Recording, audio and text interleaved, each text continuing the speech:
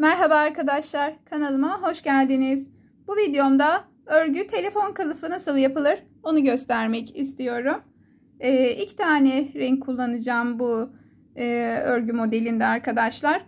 Öncelikle pembe ipimizle başlıyoruz. Tığım 0 numara 2.1 milimetre. Öncelikle zincir çekerek başlıyoruz.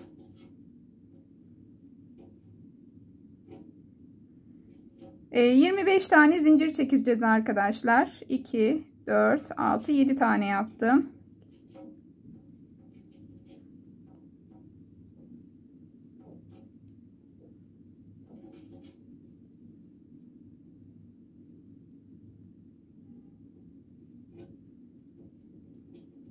E, 25 tane yaptım ama biraz gözüme küçük geldi. 30 taneye tamamladım arkadaşlar. Şöyle göstermek istiyorum. Artı 3 tane daha yapıyoruz. Bunu ikili trabzan olarak sayacağız. Yani toplamda 33 tane yapmış olduk. 3 tane zinciri boş bırakıyorum. 4. zincire batıyorum. Bir tane ikili trabzan yapıyorum. Yine doluyorum ve yanındaki zincire ikili trabzan yapıyorum. Tekrar aynı şekilde. Evet arkadaşlar, bu sıraya ikili trabzan yaparak başa kadar geliyoruz. Başa geldim arkadaşlar, bu şekilde. Şimdi tekrar doladım. Son yaptığım zincirin içine bir tane daha ikili trabzan yapıyorum. Tekrar toplamda 5 tane ikili trabzan olacak arkadaşlar. 4.'yü yaptım. Evet, 5.'yi de yaptım arkadaşlar. Burası dönüş kısmı olduğu için şimdi karşı kısmına geçiyoruz arkadaşlar. Burada gördüğünüz gibi ikili trabzanın karşısındaki göze tekrar aynı göze batıyoruz, daha doğrusu karşı karşıya oluyorlar, birbirlerine bakıyorlar. Tekrar doladık, hemen yanına karşısındakiyle aynı hizada oluyor. Bu şekilde arkadaşlar. Anlamadığınız bir şey olursa yorumlar kısmından sorabilirsiniz. Eğer videomu ve modelimi beğendiyseniz sevdiklerinizle, arkadaşlarınızla paylaşabilirsiniz arkadaşlar. Ayrıca videomu beğenip kanalıma abone olarak da bana destek verirseniz çok mutlu olurum arkadaşlar. Şimdiden teşekkür ediyorum sizlere. Bu şekilde arkadaşlar, sıranın sonuna kadar bu şekilde gelelim. Sıranın sonuna geldim arkadaşlar. Şimdi burada 3 tane zincir vardı başlangıçta. Hatırlarsanız ikili trabzan olarak onu saymıştık. Şimdi tekrar aynı göze ikili trabzan yapıyorum. Buraya 4 tane yapacağım arkadaşlar. 5. de buradaki zincir oluyor. Orada birleştireceğim. Evet, bu şekilde 4 tane daha yaptım. Buradaki zincirin tepesinden tığımı geçirip kaydırma yöntemiyle bu şekilde birleştiriyorum. Şimdi burada 3 tane zincir çekiyorum. Doluyorum. Bitmiş halinde şöyle göstereyim. Bu şekilde oldu. Doladım. Buradaki trabzanın karşısındaki ilmekten alıyorum. Bakın, ikisini aynı anda almıyorum. Bu şekilde değil. Şöyle tek olarak alıyorum. Tekrar doladım. Bakın, karşısındaki ilmekten tek ilmeğe tığımı batırıp ikili trabzan yapıyorum. Bu şekilde arkadaşlar. Bütün trabzanların üstüne batarken tek ilmek alıyoruz. Tek ilmekten batıyoruz arkadaşlar. Şimdi bunun etrafının tamamen dönelim. Buraya geldiğimde tekrar devam edeceğiz. Sıranın sonuna geldim arkadaşlar. Bu şekilde taban kısmını oluşturduk. Hemen buradaki zincirin tepesine batarak kaydırma yöntemiyle kapatıyoruz. 3 tane zincir çekiyoruz. Doluyoruz. Yanındaki ikili trabzanın tepesine 5 tane ikili trabzan yapıyoruz.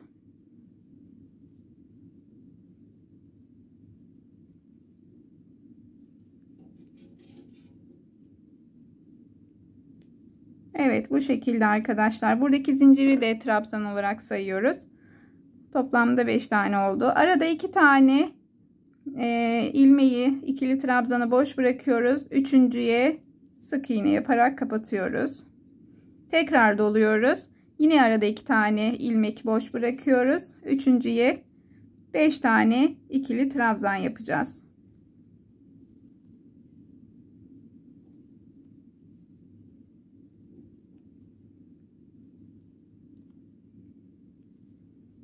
Bu şekilde arkadaşlar 5 tane ikili trabzanı yaptım. Tekrar 2 tane ilmeği bırakıyorum. Üçüncüye sık iğne yaparak kapatıyoruz. Tekrar doluyoruz. 2 tane ilmeği atlıyoruz. Üçüncüye 5 tane ikili trabzan yapıyoruz.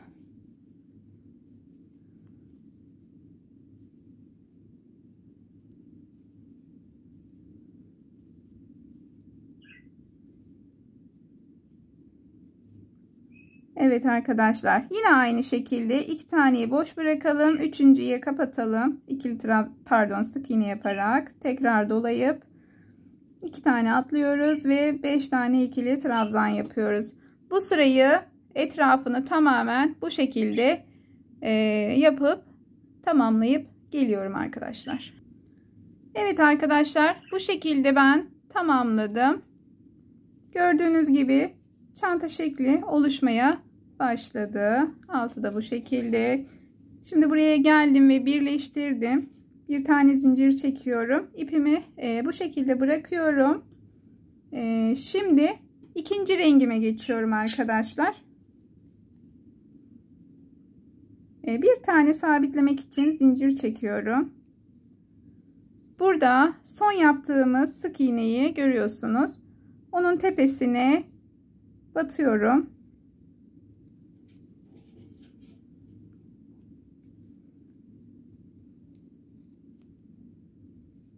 Evet, bu şekilde sabitledim. 3 tane zincir çekiyorum. Bir kere doluyorum. İkili trabzan yapıyorum. Toplamda 5 tane buraya ikili trabzan yapıyoruz arkadaşlar. 3 oldu. 4 ve 5.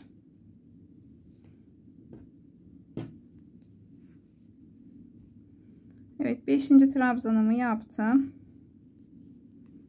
Şimdi iki renkli iki ipi aynı anda örerken biraz sıkıntı oluyor. İpler birbirine dolanabiliyor.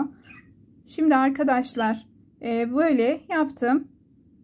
Ardından burada ortadaki ikili trabzanın tepesine batıyorum. Sık iğne ile kapatıyorum. Tekrar doluyorum. Şu aradaki sık iğnenin tepesine batıyorum.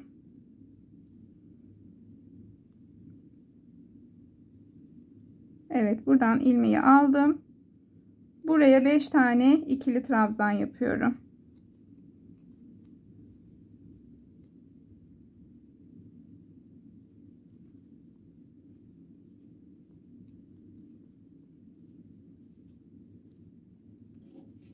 Evet, 5 tane ikili trabzanı yaptım. Ortadaki, bakın buradaki ortadaki trabzanın tepesine batıyorum. Sık iğne ile kapattım. Tekrar doladım. Bu aradaki sık iğnenin tepesine batıp 5 tane ikili trabzan yapıyorum.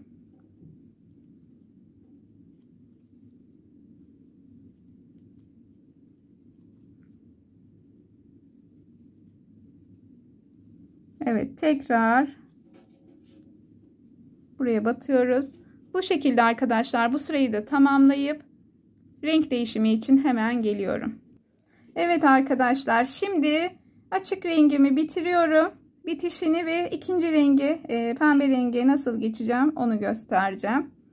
Evet, sık iğne ile kapattık ve buradaki zincirin tepesine kaydırma yöntemiyle birleştirerek kapatıyoruz. Zincir çektik, sabitledik ipimizi. Bakın bu şekilde arkadaşlar. Çok hoş görünüyor. Şimdi pembe rengimize nasıl geçiyoruz onu göstereceğim. İlmeğimiz zaten buradaydı. Bakın şöyle. Buradaki trabzan değil, sık iğnenin tepesine batıp şöyle ilmeğimi alıyorum. Buradan dışarıya çıkartıyorum. 3 tane zincir çekiyorum. Doluyorum. 5 tane ikili trabzan yapıyorum buraya. Arkadan nasıl göründüğünü de göstereceğim burayı hemen yapıp.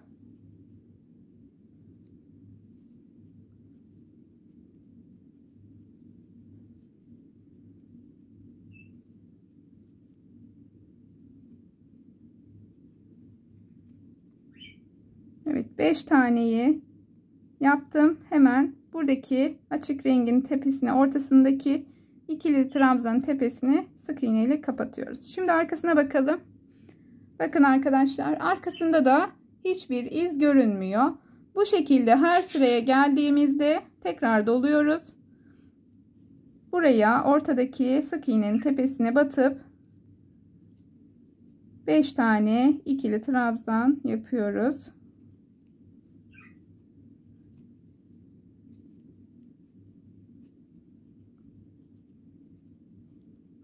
Yine buraya tepeye batıp kapatıyoruz arkadaşlar. Bakın. Her sırayı bu şekilde arkadaşlar. Şimdi bu sırayı da burada bitireceğim.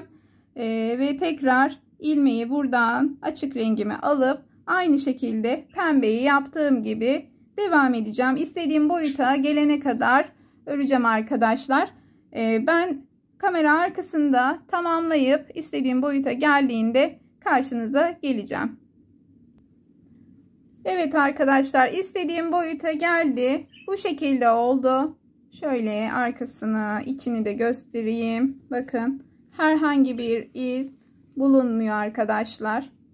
İpleri değiştirirken hiçbir sorun yaşamadım. Gayet hoş duruyor. Son olarak bir tane zincir çektim. Burada ipimi kesiyorum. Arkada ipimi yürüteceğim. Evet, ipimi de kestim arkadaşlar. Bakın örneğin şöyle. Evet. Yalnız buna bir kapak lazım. Bunun için ben şöyle bir şey kullandım. Önce arkasını çevireyim. Böyle hazır deri kapaklar var. Ben bunu kullanmak istedim arkadaşlar. Bunu bu şekilde dikeceğim. Önce ayarlıyoruz. Şöyle ipime de, iğneme de ipimi taktım. Burada gözler var. Gördüğünüz gibi. Bu şekilde buralardan dikip sağlamlaştıralım arkadaşlar. Altına çok geçirmeden.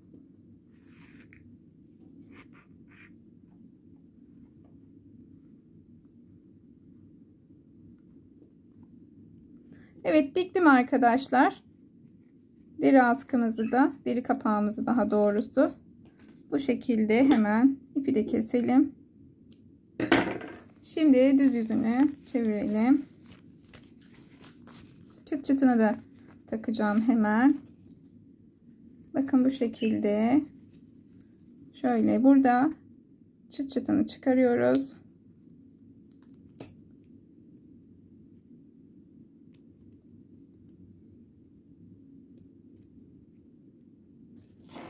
Bunu kapatacağımız kısmı hizalayalım. Bu şekilde olması gerekiyor örneğin. Bunu bu şekilde takıyoruz. Buradan karşı tarafı geçmesini sağlayalım.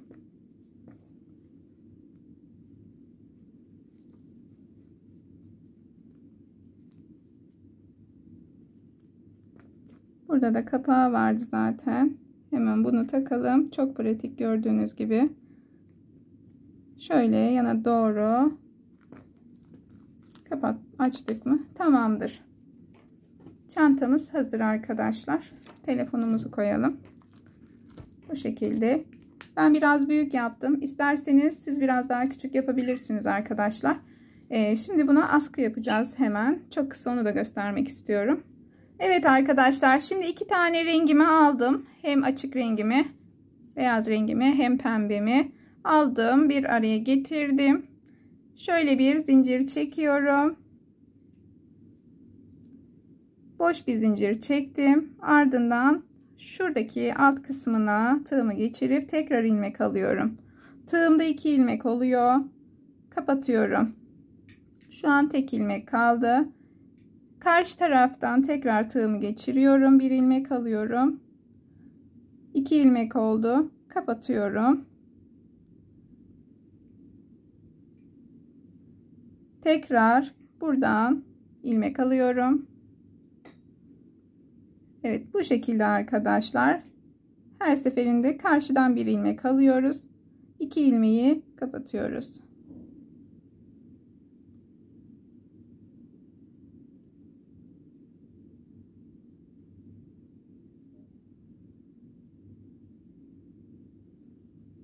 Ben kamera arkasında biraz daha büyütüp hemen birleşimi için geliyorum. Evet arkadaşlar, askımı tamamladım. Şöyle çantamın iç kısmını açıyorum.